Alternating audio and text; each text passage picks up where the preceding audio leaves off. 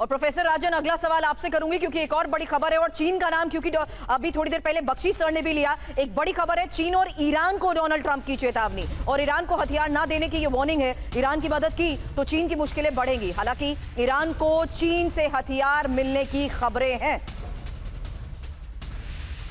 एक और बड़ी खबर है, इजराइल पर हमला कर देता तुर्की।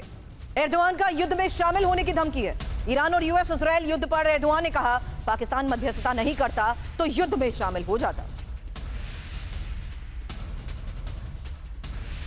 एक और बड़ी खबर है, वार्ता फेल होने के बाद पाकिस्तान का बड़ा कदम, सऊदी अरब में 13,000 सैनिकों की तैनाती। अब 10 से 18 लड़ाकू विमानों को भी तैनात किया। किंग अब्दुल अजीज एयरबेस पर डिप्लॉयमेंट को लेकर यह खबर है। इस तैनाती का मतलब क्या है? प्रोफेसर राजन, आप ही से इसको लेकर सवाल करूं उससे पहले यह बड़ी खबर और डिटेल, क्योंकि साफ है कि सऊदी अरब में पाक सैनिकों की तैनाती को लेकर बड़ा दावा किया जा रहा है।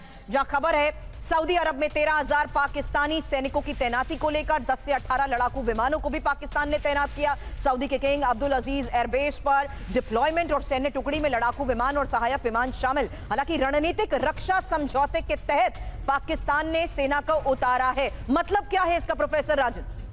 देखिए, पिछले ही साल एक दोनों देशों में एग्रीमेंट हुआ था कि जिसको कि एक तरह से कलेक्टिव डिफेंस एग्रीमेंट के रूप में देखा जा सकता है, जिसका मतलब यह होता है कि अगर एक देश पे कोई दूसरा देश आक्रमण करे तो वो देश ऑटोमेटिकली उसमें शामिल हो जाता है, एक अपने देश पे अटैक के रूप में उसको देखता है। तो यह एग्रीमेंट हुआ था। हालांकि इसके बावजूद मैं बता दूं कि सऊदी अरब पे काफ़ी हमले ईरान ने किए थे, लेकिन जवाबी कार्रवाई में पाकिस्तान उस ढंग से शामिल नहीं हुआ था।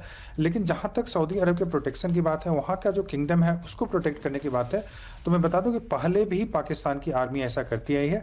और अभी जो लेटेस्ट रिपोर्ट है कि कल की बात या उससे पहले की बात, जिसमें कि लगभग 13,000 सैनिक बताया जाता है जो कि उनके एयरपोर्ट और जो इम्पोर्टेंट सऊदी अरब के जो संस्थान है उसके प्रोटेक्शन के लिए भेजे गए हैं, क्योंकि सऊदी को लगता है कि ईरान फिर से हमला कर सकता है। और वैसे में चूंकि शांति वार्ता हो नहीं पाई, उससे कोई निष्कर्ष नहीं निकल पाया, तो वैसे में संभावना बताया जा रहा है कि ऐसा अगर युद्ध बढ़ता है तो सऊदी अरब को भी पूरी तरह से टारगेट करेगा ईरान। और वैसे में वहां पे प्रोटेक्शन जरूरी है, और एक तरह से पाकिस्तान मैसेज देने की कोशिश कर रहा है कि पाकिस्तान भी शामिल हो सकता है अगर सऊदी अरब पे हमला होता है तो एक और पाकिस्तान एक अभी जानते हैं उनकी आर्थिक स्थिति काफी खराब है। जो देश अभी उसको लोन या कुछ एड इत्यादि दे रहा है तो उसमें एक चीन है और दूसरा सऊदी अरब है। तो ये भी उसके हैं कैलकुलेशन की, इससे उनको तेल मिलता रहेगा सस्ते दाम पे, उनको कुछ एड मिलते रहेंगे। और जो अग्रीमेंट है इसके बहाने वो अपने इन्फ्लुएंस को भी जो वेस्ट एशियन कंट्री हैं, जो अरबिक कंट्री हैं, वहां पे बढ़ा पाएंगे। तो पाकिस्तान की बहुत ही सोची समझी नीति है कि एक तो मीडिएटर के रूप में प्रोजेक्ट करना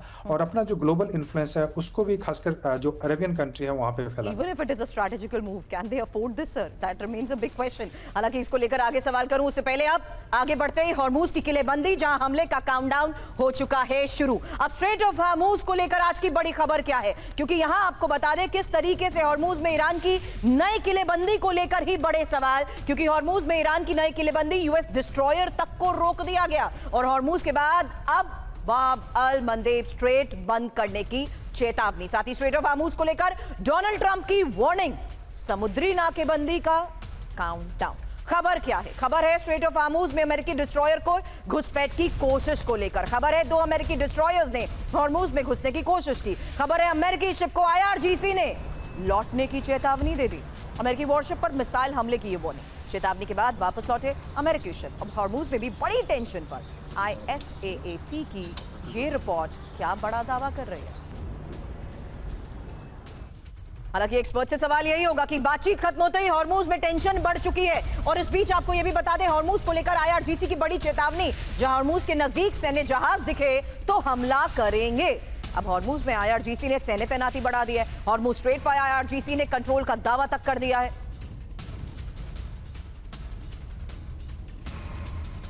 खबर है स्ट्रेट ऑफ हॉर्मूज में हर दिन $20 लाख टैक्स वसूलेगा ईरान। अब कमर्शियल शिप की आवाजाही पर टैक्स वसूलने का प्लान है। हर दिन 10 शिप को हॉर्मूज से गुजरने देगा ईरान और सुपर टैंक से एक बार में $20 लाख वसूलने का यह प्लान है। हॉर्मूज स्ट्रेट पर स्पुतनिक की यह रिपोर्ट।